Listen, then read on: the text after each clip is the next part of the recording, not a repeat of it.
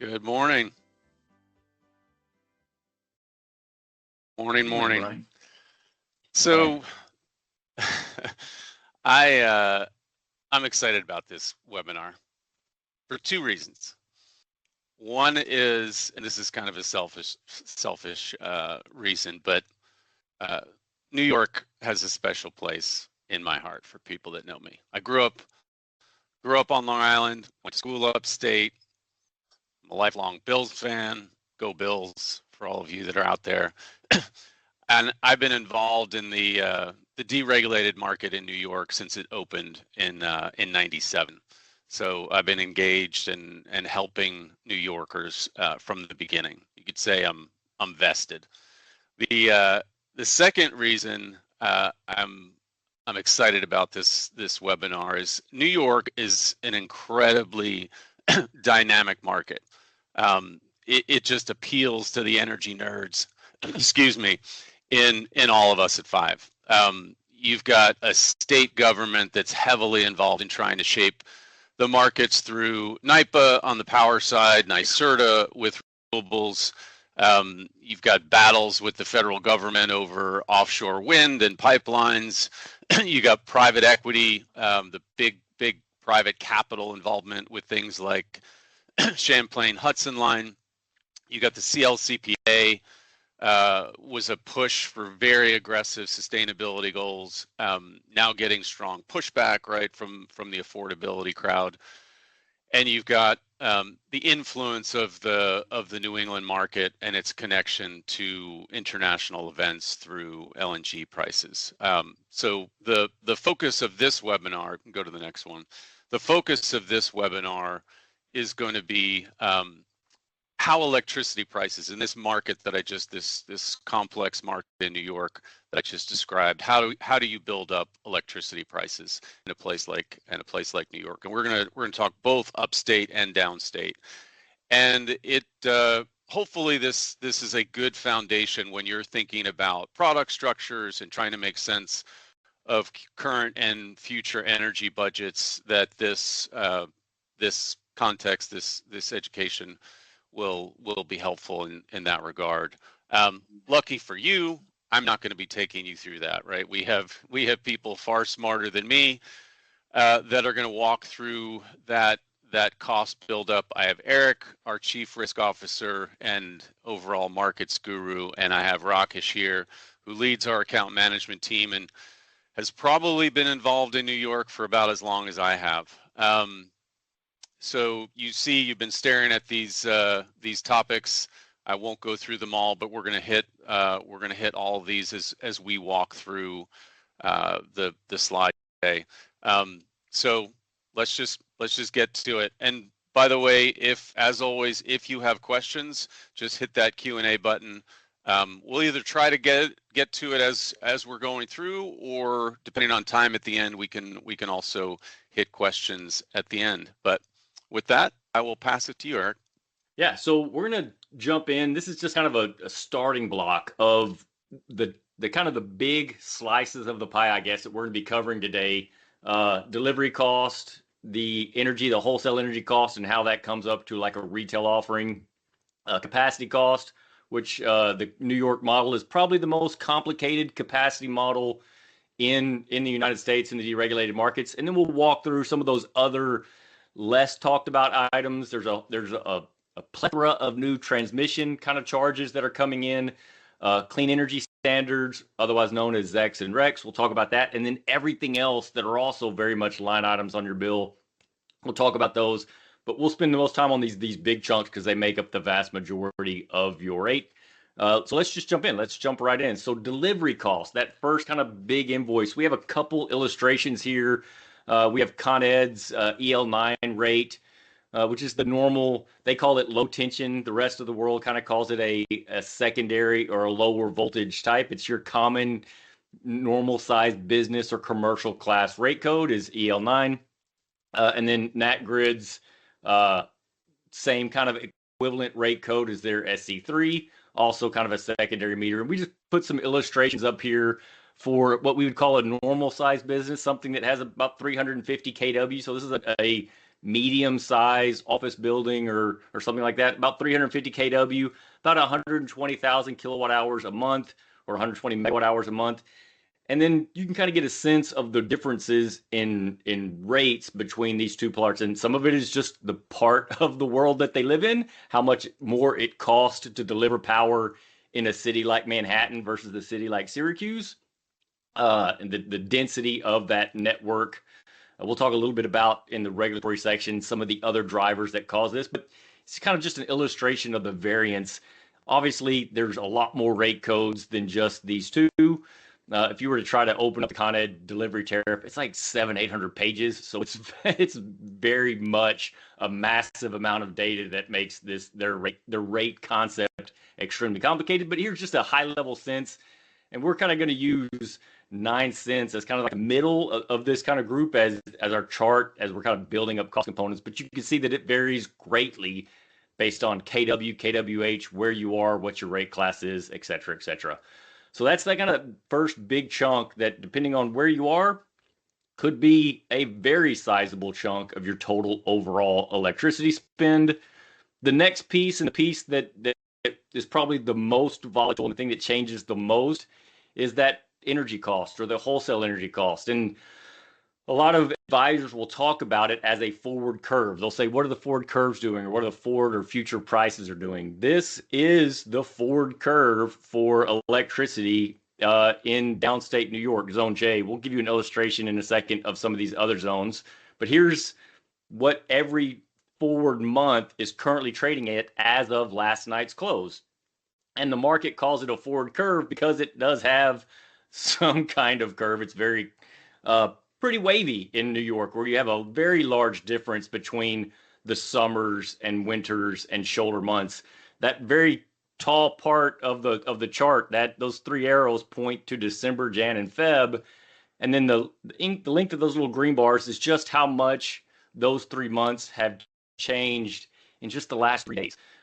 So with the war in the Middle East and the interruption of LNG being shipped to Europe, a lot of us would say, what does it have to do with the power price in New York? It actually has a lot to do with the power price in New York, specifically in the winters.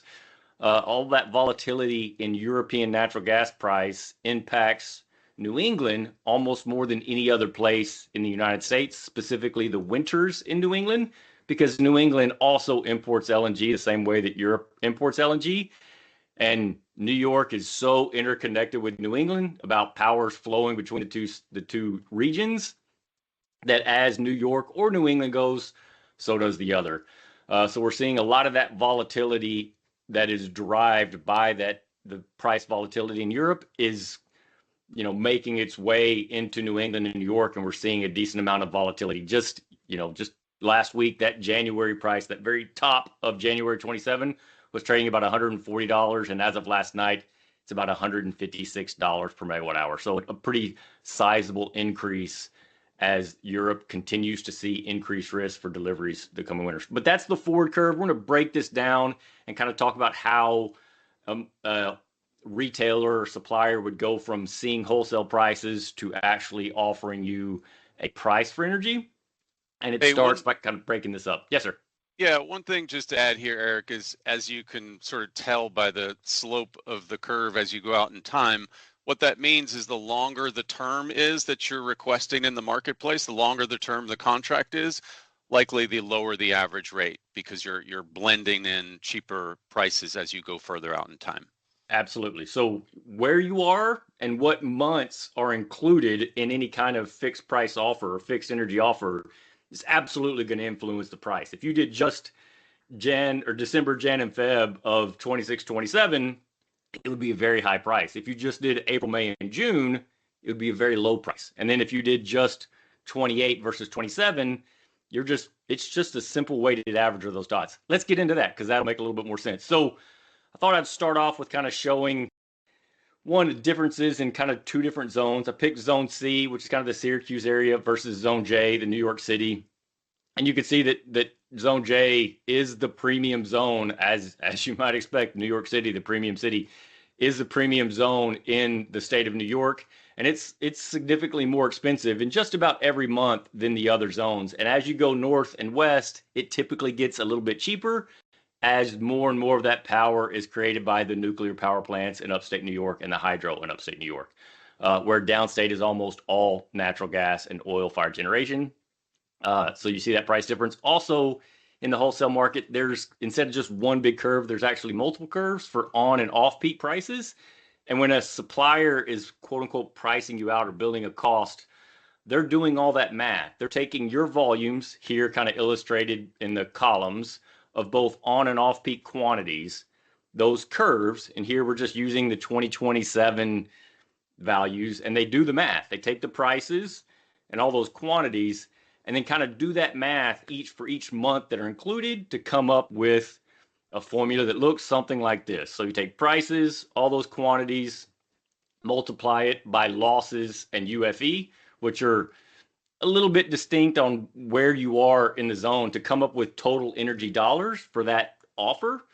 Divide those dollars by the forecasted kilowatt hours. I know, getting a little bit mathy here.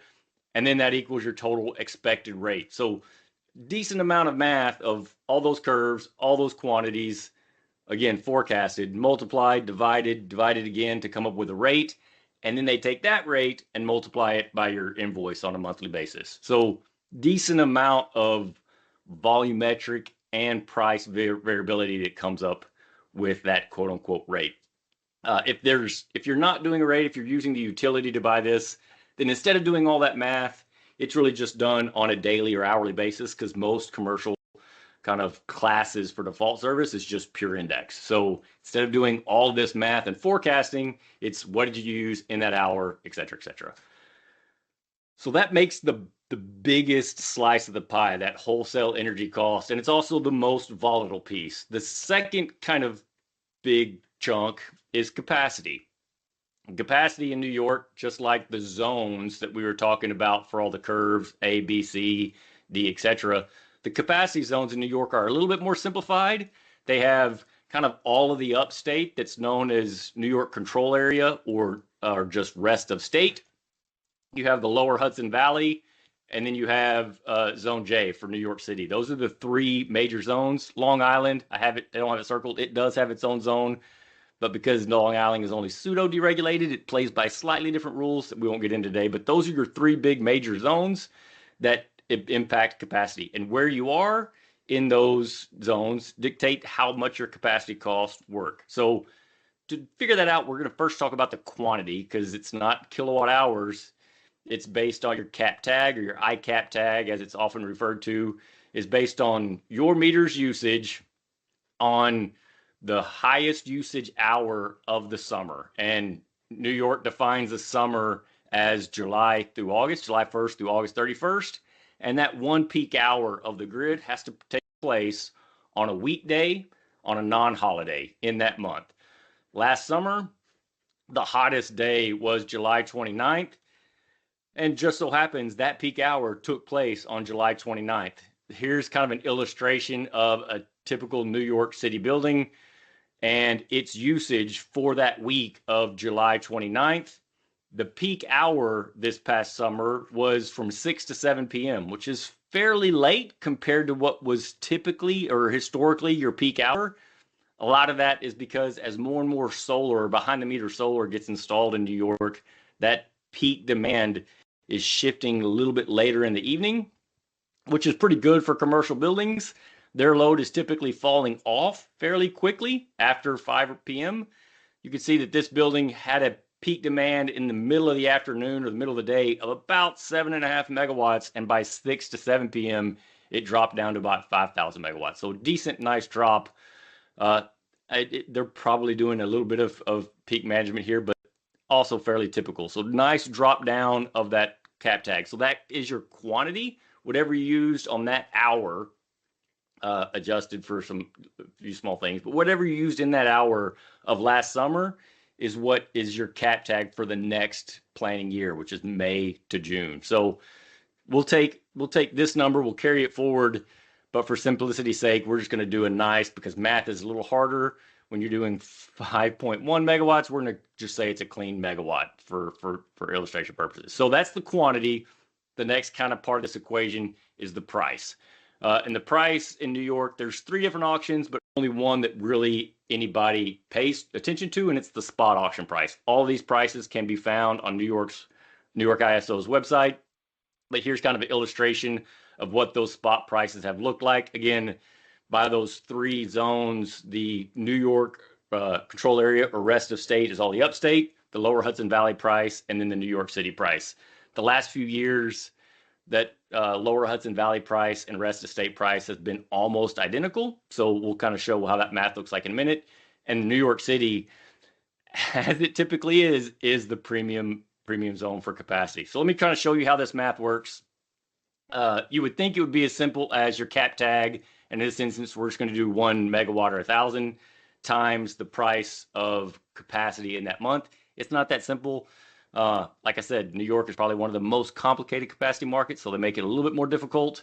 But you think if you have to buy a little bit more for your reserve. So if you're in upstate, you buy 115% of your total. Lower Hudson Valley, you have to buy a certain amount of capacity in Lower Hudson Valley, so 85%, and then you can buy the rest, that other 30% in rest of state. New York City has that same kind of requirement. You have to buy 80% of your capacity in New York City. You could buy another 5% in Lower Hudson Valley, and then the last 30%. So it's kind of like a wedding cake, a tiered kind of approach. Depending on how close you are to New York City, you have to buy a certain amount of your capacity in those sections. And because New York City capacity is higher, it kind of has the math. So we're going to do a quick illustration on very simple math. We're going to use August as an example. In August, the capacity price in New York City was about $16, and the rest of state and Lower Hudson Valley price was about $6. So to do that math, if you want to know, hey, what's my capacity cost going to be? If you have a 1 megawatt or 1,000 kW cap tag, you multiply it by 115%, you multiply it by that $6, and it equates to about $6,900 for the month, right? So if your meter read was August 1st, August 31st, and you were in upstate, $6,900 is about what you would owe. If you were in Lower Hudson Valley, you have to buy 85% of that requirement in the Lower Hudson Valley price, which in the month of August was the exact same price, and then you could buy the last 30%. So same math, same exact price. If you were in New York City, then you have to buy 80% at that 16, and then the other 5 at Lower Hudson Valley, the other 30 at the rest of state. It equates to about $15,000. So not quite a 1-for-1, but a lot of that New York City price is influenced, like 80% of that quantity. So in August, that monthly tag or that monthly capacity price would be about 15 grand. If you looked at it on an annual basis for the past 12 months, 12 months being May of 25 to, May of 25 to April of 26, it's about $57,000, a little bit higher, almost 58 for New York control area, rest of state, and Lower Hudson Valley, and almost $123,000 for New York City. That's kind of what 1 megawatt of cap tag looks like from a capacity market. There's a lot of these variables that influence these 80 and 85 and 115. There's monthly variables and annual variables and a couple other little duration factors that influence this that doesn't make it quite as simple as this illustration is. If you want to get into it, we can talk about it offline and kind of get into exactly how your specific capacity model works. But that's how the pass-through or at market cost. If your supplier is fixing these costs into the rate, then they do all of this math and anticipated capacity prices beforehand. There's a forward market for capacity, so instead of knowing that the price was 6 or 16, they have to kind of guess or use the forward market to buy that capacity, and then do all this math and then divide it by your usage, and then get you a quote unquote rate. So it's very similar to the energy price. You do a lot of math, you do a lot of guessing, you divide it by your volume, your anticipated volume, and then multiply it by your rate. But that's how the math really works. It's worth just repeating. I think it's fairly obvious, but if you're in any of these markets and you had the ability to reduce your capacity tag by 1,000 kW or 1 megawatt, these are the dollars that you would save in this example. Yeah, right. Exactly. 1 megawatt curtailed in New York City for the past 12 months would have been about $123,000. Moving on to kind of smaller slices of the pie, transmission cost are some of those transmission costs, like the traditional, is included in your delivery rates, but the more recent incremental transmission costs have been on the bearer of the supplier, and they've been passed through. The one with the best name is obviously TOTS. It's Transmission Owner Transmission Solutions. These were a handful of transmission projects that were built in 2014 to 2016 to kind of handle the retirement of Indian Point. It's a relatively small cost. It's kind of been diminishing over the years. It's only about 20 cents per megawatt hour, or 0.0002 dollars per kilowatt hour. So relatively small on your invoice, doesn't make a whole lot of impact. Kind of the newer policy changes or newer enactments that are really moving the needle in transmission are a couple. INTAC for the newer transmission asset charges, which is the more commonly known as public policy transmission, or PPT. These are all the transmission projects that are required to bring like the offshore wind power from offshore onto Long Island and move it into the city. So these are a little bit dependent on where you are. So the rate isn't just a constant across all of New York. Just like NYPA's transmission charges, which are assets that are built and owned by NYPA that are also doing individual project kind of things. That's also kind of regional. So if you're in upstate New York, your NYPA transmission charges might be a little higher than in downstate. In downstate, your PPT may be a little bit higher than in upstate. So it depends on zone, depends on where you are, and on how much of these charges are within those ranges. The PPT, or public policy, is the one that's probably going to be increasing the most. It has the highest increase over the last year, and will continue to increase as we continue to pay for more of these transmission projects that are required by public policy and public law. Moving on in a real rapid manner, clean energy standards, also known as RECs and ZECs. These are the payments for all the renewables. Tier 1 is the traditional renewables. This is like a lot of the upstate solar and wind farms. This is all through NYSERDA. NYSERDA updates these rates on an annual basis and then charges all the load serving entities, the utilities or suppliers. So that's kind of tier 1, all the NYSERDA owned renewable projects. It's increased this year to about $2 per megawatt hour. The ZECs are the zero emission credits. These are the subsidies to the nuke plants.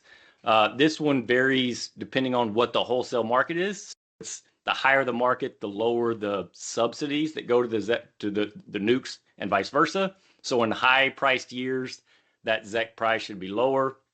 On low price years, that ZEC price will be higher. New to the clean energy standards this year are tier 4s and bulk energy storage. The tier 4s are the RECs that are delivered into Long Island. The big project that's adding to that cost this year is Chippy. And even though it hasn't officially started yet, it's scheduled to come online this summer.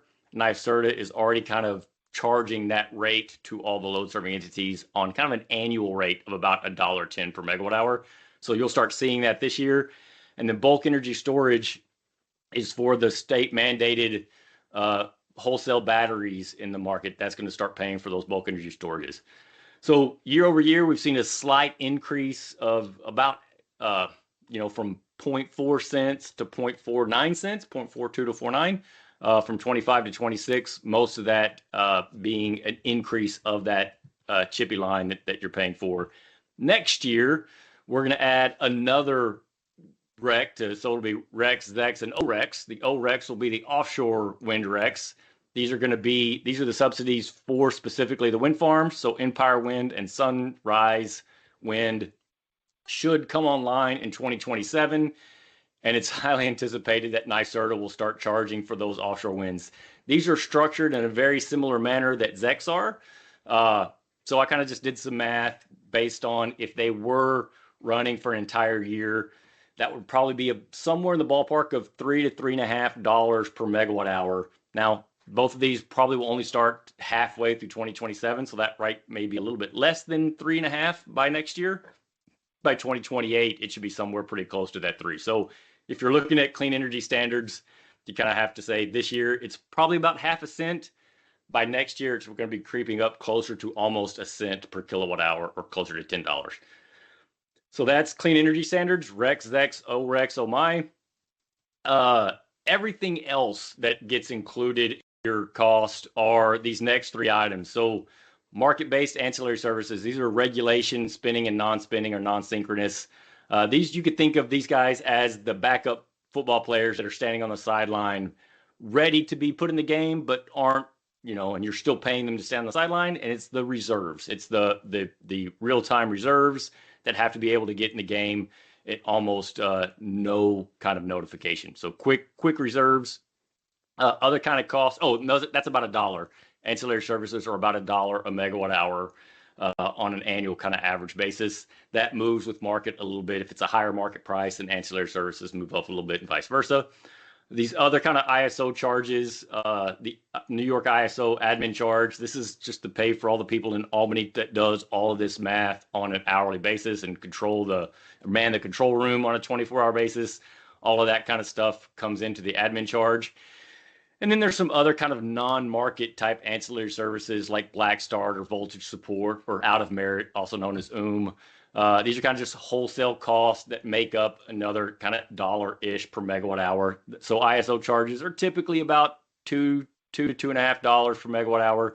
The most variable of those that happen when really markets get a little more volatile. And then last is the cost to serve. So everything so far that we've been talking about is kind of the wholesale cost that the supplier is procuring on your behalf. This last cost component is their cost to serve, and it varies probably between $1 and $5 per megawatt hour, depending on the size that of a customer that you are. Or if utility, they have a cost to serve kind of built into it as well that charges their cost to do the utility services for supply for all of their portfolios. But you can think that this covers billing, scheduling, collateral, administrative cost, sales and commissions to salespeople. So some of these costs are fixed, like it costs the same to bill a customer whether they use 1 megawatt hour or 100 megawatt hours. So that on $1 per megawatt hour varies. Some of those are also variable costs. So that's all of the slices of the pie. We're going to jump into some of the other things that kind of have been moving these cost or regulatory changes that we're seeing over the last few, just for a while now. Thanks, Eric. Yeah. Good morning, everyone. I think Eric kind of laid out a picture. A lot of the things in New York are in flux, right? And needless to say, there are just far too many regulatory matters that we probably would need a whole webinar to do adequate justice to it. I'm just going to simply focus on a few items that have been making the news cycle off late. At the statewide level, the big one is Climate Leadership and Community Protection Act. That's CLCPA. Right. This law was enacted back in 2019. It set out some very ambitious goals, climate goals for New York. The first milestone is coming up in 2030, where the state aims to have 70% of electricity coming from renewable sources and 40% reduction in greenhouse gas emissions.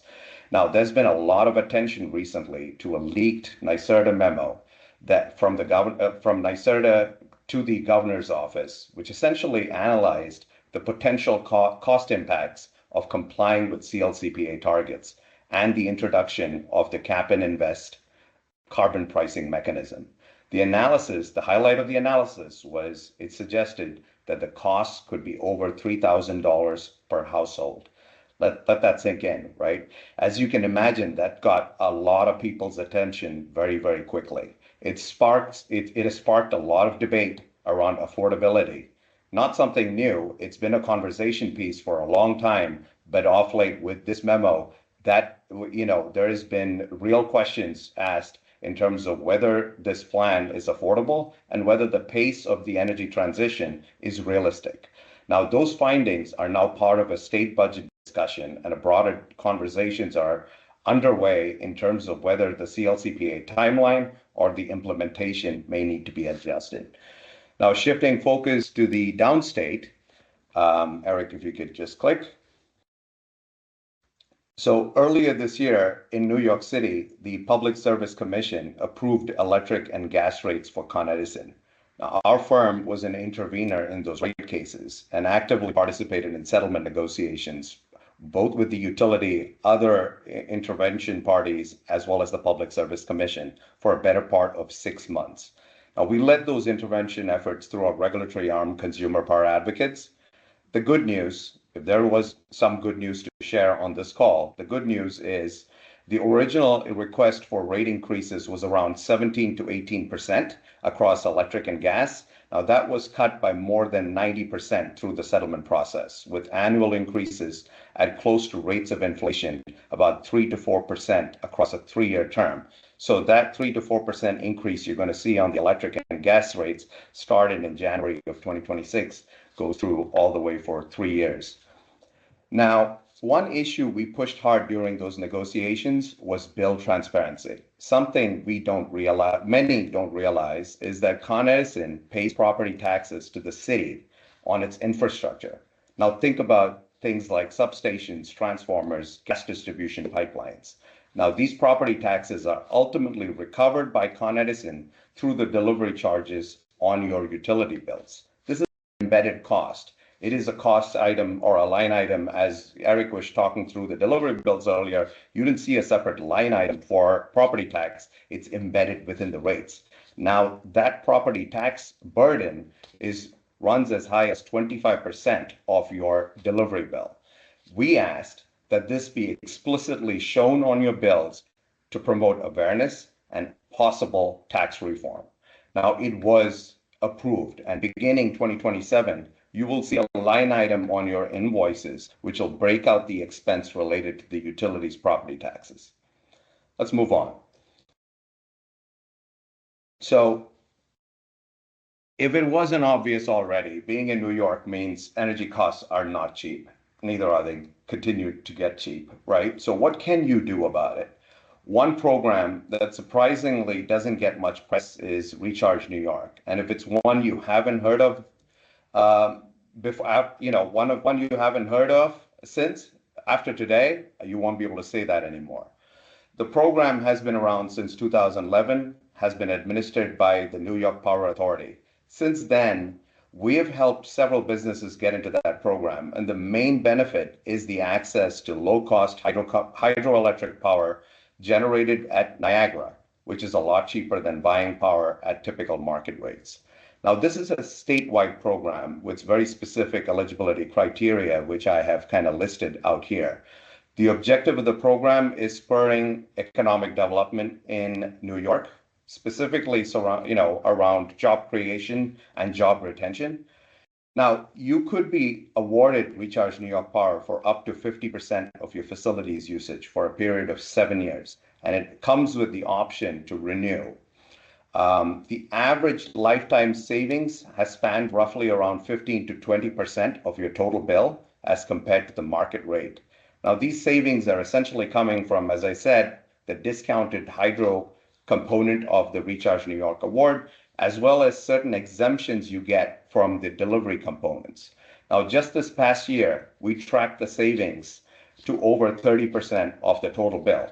In short, it is a very significant reduction possibility, right? And it can essentially act as a hedge, especially when market prices run away. If you're not taking advantage of it, I would advise exploring it. As of last week, just some news that I reached out to NYPA, and they still have about 33 megawatts of power available from the original allotment on 910 megawatts. So that award availability is shrinking. So I suggest you guys think through that, reach out to us. We're happy to help you navigate the application and enrollment process. Well, back to you, Brian. Awesome. Thank you. Just listening to this, you forget how many acronyms New York has. They may take the award of the power pool with the most acronyms. I know it can make things confusing. And maybe I'm going to confuse things a little bit more here too. So when you listen to particularly Eric going through the buildup and the different components of an electricity bill, right? It can seem like a fairly simple equation, right? Energy plus capacity plus ancillaries and on and on. seems objective and kind of black and white. If that were true though, right? If it was just I take these components from the marketplace and I sum them together, then what you would end up with, you should end up with, if that was true, is most suppliers would have very close to the same price, right? It'd be a very tight sort of spread. The truth is that's not the case, right? There's a pretty wide variability in prices across suppliers, and it absolutely can be wide. I mean, the biggest issue there is suppliers have to price things that they can't perfectly hedge or are not even hedgeable in the market, and they're trying to effectively convert what is in that wholesale market or isn't in some cases, convert that wholesale to retail in every hour, right, that a customer is consuming energy. And you saw in Eric's equation, all of those sort of pieces of the puzzle are multiplied by a forecast. Well, the forecast isn't what actually happens. Your actual usage is really what they're on the hook for. So all of these unknowns, and you know, take a simple fixed price, right? They don't sell a fixed price in the wholesale market. They sell blocks of power during these, as Eric was showing, sort of on peak, off peak. Then that retail supplier, the ESCO in New York, has to figure out how to get from that block of power to what you're actually using in those hours. That's just one example of the kind of the manufacturing that has to happen going from wholesale to retail. In doing that, there's different premiums, right, and costs that have to be added to those rates. And some of the things that can influence, right, the how much those premiums are listed here. One of them is, and I'll say this too, we have a bit of context in terms of how suppliers think about some of these things, because a lot of folks, myself included, spent a long time on the supplier side, so we were behind the curtain. So going through a couple of these, right? Do they own generation in that power pool? In this case, New York, and in some cases we call that a natural hedge. When a retail supplier, their parent company, owns generation, right? If they lose money, if the retail supplier loses money in that market, what tends to happen, and that usually happens when prices are spiking, the generation makes money, right? So the retail supplier is losing money in that kind of volatility. The generation side of the house tends to make money. That's the quote unquote natural offset. So if you own both, that natural offset might allow you to be a little more aggressive in that particular market when you're offering up retail prices. Another thing that can influence is what is the overall company trying to do? Am I chasing growth? Am I chasing earnings? If you're chasing growth, that might favor lower prices coming out from that retail supplier because they're interested more in volume. If they're interested more in earnings in that particular quarter or year, that might tend to lead to higher prices because they're looking for more profitability. Was there any risks that they had to endure, or that may have just frightened, right, their risk group or their trading group? Think of any named storms that we've had recently. If that trading group, was spooked by that, maybe. Right, maybe they're pricing in New York, but you just had an ice storm in PJM and they had exposure to that. That absolutely can affect your price in New York because that trading group, that risk group, is adjusting those premiums. The other thing that can influence is credit, right? So how is that credit department, and therefore the way that they price credit, how is that being viewed both on the wholesale side, right? Because they are posting collateral with all the parties that they are purchasing energy from. And then they're thinking about the retail consumer. How do they think about the credit associated with that? Because they're buying for you in the future and you have to stick around and pay for that during the full term of the agreement. So how that credit department views both the wholesale side of the house and the end use consumer credit will absolutely matter. So those are some of the things that can influence. Okay, so quick wrap up here, and then we'll have time for a question or two. So a couple just beliefs, right? Price volatility is likely to get worse before it gets better. We talked about in the beginning a lot of the different factors that are going on, and it's not just New York, right? You've got geopolitical things that are happening. You've got some really kind of unprecedented demand growth that's happening with data centers and things like that. New technologies, you've got the fight a little bit in New York in particular between sustainability and affordability. That all of those influences are likely to continue to make volatility a bit worse before it calms down. And regulators will, and this has been true since deregulation started, but regulators and politicians will try to keep up, and they'll struggle, and it'll be difficult. Regulators and politicians are always trying to play catch up in the market, and the way that decisions happen in that political and regulatory environment, it is very difficult to sort of keep up with a market that changes every hour, and they just move too slow, right? They also just don't have the resources to compete in the private market. Another thing, this is sort of, okay, well, what do I do about all of this?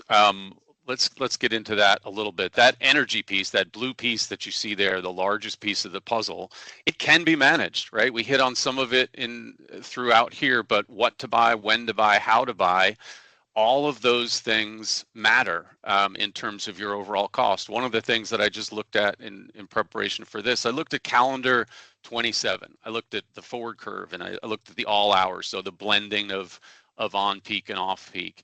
If you look at that forward curve for 2027 over the last 5 years, and you looked at the low point of that curve and the high point of that curve in the last 5 years, the difference, and then think about this from a when I buy matters, the difference between that high and low is about 4 cents a kilowatt hour. Right? That's a lot of money when you multiply that by your kilowatt hours.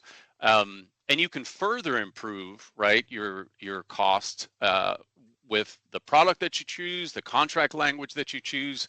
So you absolutely can proactively try to manage some of these costs. And Eric talked about capacity. We talked a little bit about how, with some load flexibility during the time of that 1CP event, you can lower those costs. And also, you can purchase and lock down the price for capacity. This is a little bit, for those that listen to our PJM talk, this is a little bit different. At PJM, not a very stable market in terms of rules, not a lot of liquidity. We sort of recommend passing through that cost. Not much you can manage there in PJM. New York is different. New York, it's a little bit more, it's more stable. There's more liquidity. If you want to fix the capacity price, suppliers will offer that up. So that's another piece of the pie, that capacity piece that you can manage. The last piece is understanding load flexibility, not just that coincidental peak period that we talked about, but you also have things like demand response in New York, and that can be very lucrative. In places like downstate, that could be up to $250,000 a megawatt a year in terms of what that demand response value is worth. Upstate, about $30,000 to $50,000. It's also, right, every single piece of the wheel in that top left corner that we've talked about, all of those things can be affected by the ability to flex load. So make sure you understand what your capabilities, understand what that value is, either in reducing cost or generating revenue, and look to execute on a plan there. And then the last thing that I'll say is explore, as Rakesh just went through, explore your Recharge New York. They do have megawatts available for their program, and it's worth looking at. And my lights went out. That's why I'm pretty dark here. But we can, let me get this back on. There we go. All right, let's do one question. I know we're almost out of time. Let me see. Okay, you touched on this a little bit, Eric, but it's timely. It's in the news, so we might as well talk a little bit more about it. But how can the events in Europe and the Middle East impact New York energy prices? That's a good question. It's mostly around the natural gas that's coming out of the Persian Gulf. So the natural gas that's coming out of the Persian Gulf is probably impactful in two major ways. One, every LNG tank that doesn't come out of the Persian Gulf and doesn't go to Europe is likely being replaced by one that's coming out of the Gulf of Mexico, out of Texas or Louisiana, right? So that's a upward pressure on natural gas everywhere in the United States. And that upward pressure on natural gas probably impacts all the forward months, at least over the next 12 to 18 months, right? So that's an upward pressure on everything. And the longer those ships don't go through the Strait of Hormuz, the more we have upward pressure on natural gas. It is very volatile over the last few days. I think yesterday's natural gas price for April and May saw a 50-cent move between high and low out of $3 commodity. So lots of volatility that impacts every month except December, Jan, and Feb. December, Jan, and Feb is a lot more influenced by the actual price of LNG being delivered to Europe, because that's the marginal cost of gas in New England in the middle of the winter. And like we said, as New England goes, so does New York.